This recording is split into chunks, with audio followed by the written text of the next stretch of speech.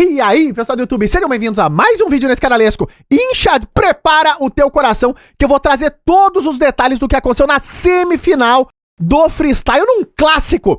Magnus Carlsen contra Fabiano Caruana, uma partida jogada no ritmo clássico. E claro, quem passar aqui vai pra grande final, e na outra chave da semifinal nós tínhamos o confronto entre Vincent Keimer e Nakamura. Será que podemos ter uma final Magnus-Nakamura? É isso que esse vídeo vai te responder dentro do detalhe nessa partida que eu coloco como a partida mais incrível, a melhor partida disparado dentro do torneio freestyle e mais, quiçá, dentre todos os torneios freestyles que eu já vi na minha vida. Eu aviso, prepara o teu coração, prepara o pipoca, vamos à maravilha do freestyle agora! E de brancas, já Magnus Carlsen contra o norte-americano Fabiano Caruana. E claro, as peças são de uma confusão sem fim. É par de bispo por aqui, par de cavalo por ali, torre entreverada junto com esse rei, uma coisa terrível. Mas olha o que vai acontecer nessa partida extremamente lógica e que fala muito de xadrez. Porque o Magnus aqui joga o lance C4, começa, claro, o desenvolvimento natural, abrindo aqui as peças. E o Magnus escolhe a linha com B3, ele quer jogar o lance D4 e já ganhar bastante espaço no centro. O Caruana seguiu jogando simétrico e chega o lance D4. E é a partir daqui que o negócio já começa a esquentar. Olha o que acontece agora, porque o Caruana trocou em D4, o Magnus tomou de dama, agora o norte-americano argumenta que ganha um tempo na dama, só que depois de dama D2, segue os naturais, vejam lá. Cavalo em F6, passa o cavalo para a partida, o Magnus. Cavalo E3 do mesmo modo, e agora a torre em E8, que é o primeiro lance um pouco mais misterioso, mas o Caruana tem ideias mais pra frente, tirar o cavalo daqui e começar a avançar esses peões pelo centro. O Magnus fianquetou o bispo por B2 e agora vem o lance bispo B7, tudo é muito natural, os dois jogadores estão tirando as peças e uma coisa que sempre me assusta nesse alto nível do xadrez é como eles sabem para onde as peças vão sair, sempre já previsto antes. Claro que é uma partida clássica, os dois estão gastando bastante tempo aqui. O Magnus joga o lance F3, que é muito lógico do ponto de vista posicional, limitando o forte bispo de B7 na grande diagonal. Agora, vejam que o Caruana joga bispo F4, então ele aproveita uma cravada agora do cavalinho E3, e olha o próximo lance do Magnus, G3. Ah, Rafael, isso aí não é grandes coisas. Parece, mas olha como tudo é lógico, porque depois de bispo H6, o G3 libera a casa de G2 e o cavalo vem para essa casa. E de repente, todas as peças já estão jogando. Claro, as torres ainda não, o rei também não, mas as peças médias já saíram, vejam lá.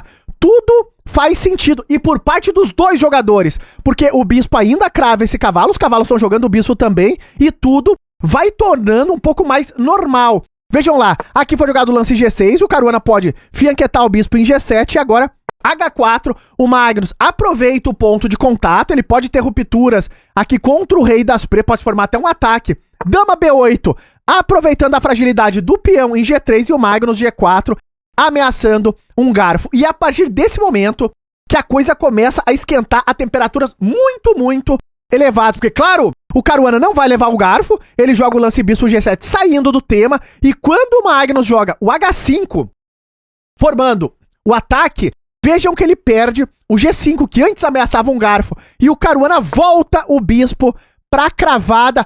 Tudo é lógico o tempo inteiro, e nesse momento vem um lance assustador aqui, que saiu dos lances mais assustadores da partida.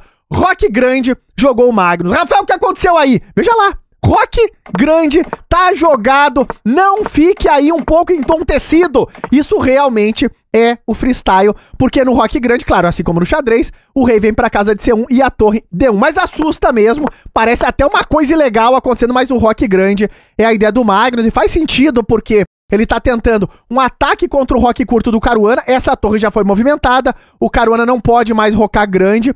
Aqui, o norte-americano joga bispo G5, controlando os saltos do potrilho, e o Magnus agora bispo C2, ele quer esconder o rei aqui na casa de A1, que acontece em formações de roque grande, cavalo F4, e vai chegar no momento mais importante do jogo, porque o Magnus, ele troca em F4 e ele joga um lance a lá Noruga. Qual, Rafael? Cavalo F1. E o que ele tá querendo? Trocar as damas e entrar em um final. O final mais bizarro que tu vai ver na tua vida, porque o Caruana não fugiu a batalha. Ele trocou aqui em D2, claro, o Magnus retomou de cavalo, não vai tomar de torre, e agora o lance E5. A ideia do Caruana é controlar a diagonal do bispo de B2, limitar um pouco essa atividade toda. O Magnus segue com lances profiláticos, vejam lá, rei B1 descravando agora esse cavalo, e aqui a gente começa a ver as sutilezas estratégicas dentro da partida. Por quê? Vejam que o cavalo de F6, ele tá completamente limitado, não tem pra onde saltar esse cavalo, isso é muito importante, e o Caruana, ele vê um plano. Ele quer botar o cavalo em D7 e passar o cavalo para C5. Agora notem que não é nada fácil executar essa ideia. E o Caruana joga esse lance, que de início ele parece um lance intrigante. O que ele tá querendo? O Caruana, ele quer jogar o lance D6, vejam lá, para dar essa casa pro cavalo. Mas, Rafael, por que o Caruana não joga uma ideia como D5, que parece mais ambiciosa, vejam lá? E ele vai conseguir isso também. Esse lance não funciona, que parecia o lance mais natural, porque eu posso trocar, e depois da retomada, tu libera uma importante casa aqui no centro, que é a cavalo E4, que tu tá perdido, já em resumo de pretas, porque agora tu não pode voltar o bispo para E7, que pendura o peão central. Tem que jogar bispo em D8, e aqui tu perde por conta de cavalo D6, ataca a torre, ataca o bispo, e uma hora eu vou tomar o bispo, e depois eu vou tomar o teu cavalo em D5, tu perde uma peça. Então o Caruana jogou esse lance, super profundo, a ideia é estratégica mesmo, e o Magnus, ele vai lutar contra isso. Ele joga o lance H6 de momento, que é um lance super ambicioso, que ele tira uma casa de fuga do rei, cria temas de mate, no futuro, de momento não parece uma realidade ainda. O Caruana faz o roque para trazer a torre dele para a partida, e nesse momento o Magnus joga E4. E tudo faz sentido o tempo inteiro. Olha o que vai acontecer a partir daqui. Qual a ideia do E4? Seguir limitando o cavalo e mais limitando também o bispo na casa de B7. E o Caruana aqui faz o plano dele, ele joga D6, preparando cavalo D7, cavalo C5, ele vai ativar essa peça por aqui. E vejam como trabalha a cabeça desses jogadores, porque o Magnus, ele faz uma defesa antes das ameaças estratégicas do norte-americano. Ele joga o lance B4, controlando a casa de C5. E mais, esse lance também combina com a posição dele, porque ele quer trazer o bispo para a casa de B3 e tentar punir essa torre que tá numa posição rara nesse momento. O Caruana seguiu o plano dele, cavalo D7 tá jogado,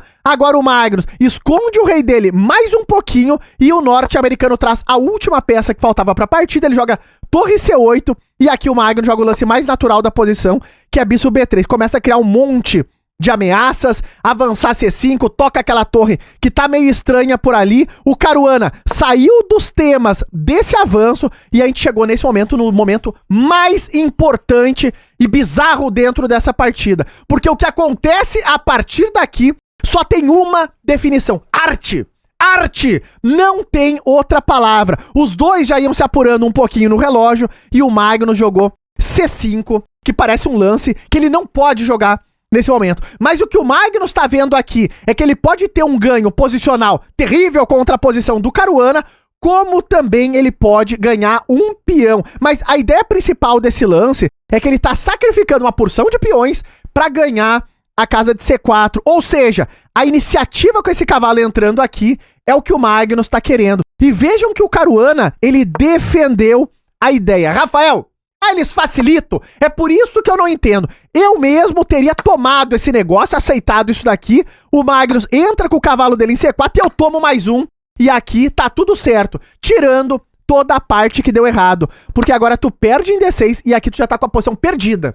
Veja lá, se tu toma os dois peões, tu fica completamente perdido, porque eu ataco a torre, eu ataco o bispo. Se tu jogar a torre B8, bem, eu tenho cavalo, toma F7, depois tô tomando o cavalo solto aqui, e se tu jogar esse, tu leva um duplo, e o pior de tudo, essa torre de C7, se eu tomar ela, tu ainda vai perder o cavalo em D7, acabou o jogo. Então vejam que, se tu deixar esse cavalo entrar em C4, acabou o jogo. O Caruana, ele viu, então ele controlou. E olha o que acontece a partir daqui.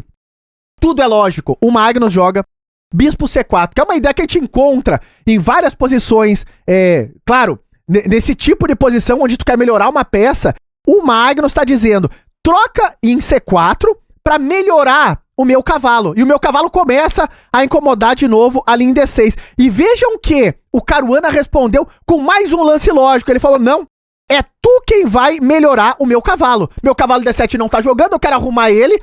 troca em A6 que eu quero passar o meu cavalo pro jogo. E nesse momento, a magia toma forma. O Magnus joga B5. E aqui parece que as pretas estão completamente perdidas, mas não. Vejam que tudo isso, o Magnus já tá de olho aqui, numa linha onde ele pode ganhar um peão. Porque é irrecusável o Caruana que ele tomou em C5, largando o bispo. Por quê? Se ele voltar o bispo pra B7, ele leva C6, e aqui tu tá perdido.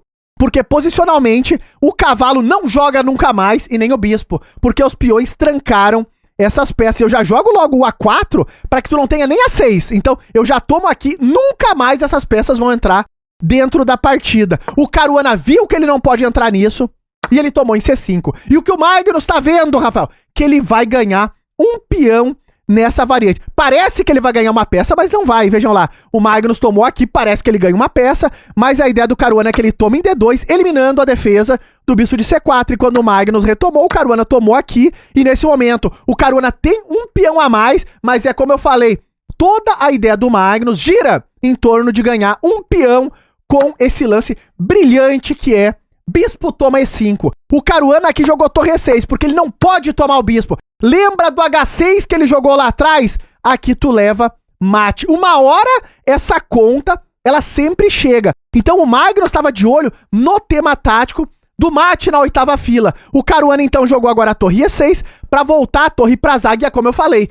Tudo isso daqui é para o Magnus ganhar um peão, ele toma o peão de D6. Rafael, tudo muito bonito, tudo muito genial, mas o senhor está errado. Porque aqui o Magnus não vai ganhar um peão. O Caruana, ele tomou em A6 recuperando o material. E sim, parece que vai ficar o mesmo número de peões, mas nada disso. O Magnus jogou de fato para ganhar um peão. Ele jogou esse lance completamente insano, absurdo, brilhante e assustador. Bispo em B8 e ele vai ganhar o peão de A7 porque não tem como defender. Olha isso daqui!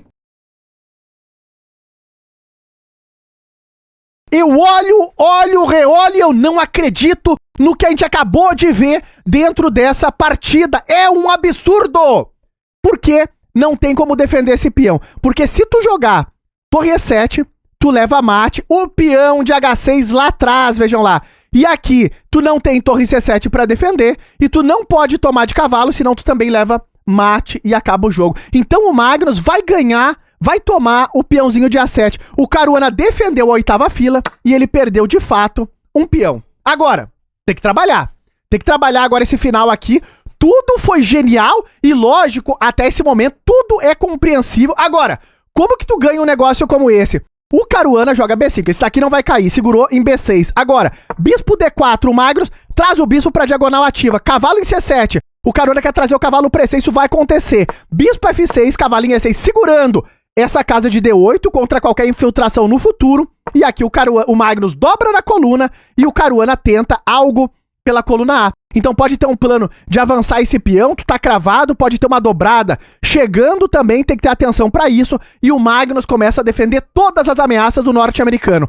Torre D3, pra que tu já não tenha no futuro o B3. Vejam que nesse momento o Caruana joga G5, então ele diz que um dia ele pode pisar com esse cavalo aqui na casa de F4, é um lance arriscadíssimo, porque G5 tá fraco, mas a situação é desesperadora. Nesse momento o Magnus joga a torre D2, vejam que ele defendeu tudo. Ele segurou a 2, segurou o plano de B3 que tu pode ter um dia, segurou também a dobrada, o Caruana jogou o lance B4 e agora o Magnus também sai da cravada. Então todos esses lances aqui do Magnus são de defesa, ele segura qualquer tema pela coluna A, o Caruana dobrou, só que nesse momento ele não tem nenhuma ameaça, porque o bispo segura essa casa, tu não pode avançar que eu tô tomando aqui, e tu não pode tomar em A2, que já tá defendido. O Magnus preparou aqui, pois a derrota norte-americana. Vejam que aqui foi jogado o lance bispo E7 de olho nesse peão, e agora que o Magnus tá dizendo que B4 vai ser um alvo, ele pode cair em algum momento. Torre em E8 pra expulsar o bispo volta pra F6, o Caruana quer um repeteco, um draw, e torre B2, alternando agora a ordem da ameaça do ponto de B4. O Caruana aqui tá numa situação desesperadora, ele jogou torre A6, mas a partida vai abaixo em poucos lances. Ele lá jogou torre B3 e o peão de B4 vai cair, não tem mais como defender. Nesse momento de desespero, o Caruana tentou trazer o cavalo pra partida ou por D7 ou por G6 e caiu mais um peão. B4 tá caindo e aqui o Caruana abandonou essa partida que me arrepia pelo ponto de vista lógico que nós vimos aqui. O freestyle é um terror! E com essa vitória, o Magnus salta pra grande final. Vamos ver quem é o desafiante dele no dia de amanhã. E tá no ar a pressão assustadora, o Magnus jogando como uma máquina e o Caruana não ficou pra trás. Vejam que um dos erros da partida foi cavalo B8, é um dos lances mais lógicos também, que a ideia era melhorar essa peça às custas de uma troca, mas o Magnus acabava ganhando um peão nessa linha, que era assim uma visão além do alcance, pois isso aqui ninguém conseguia enxergar. Agora, grande final já definida. O Nakamura ganhou de 1,5 a meio do Vincent Keimer e passa pra final amanhã contra o Magnus Carlsen. 2 partidas no ritmo clássico. Nós vamos acompanhar isso dentro do detalhe. Se tu gostou do vídeo, se assustou tanto quanto eu com essa partida, comenta aí embaixo. Tô curioso pra saber. E se gostou, não esquece de likear e até os próximos vídeos.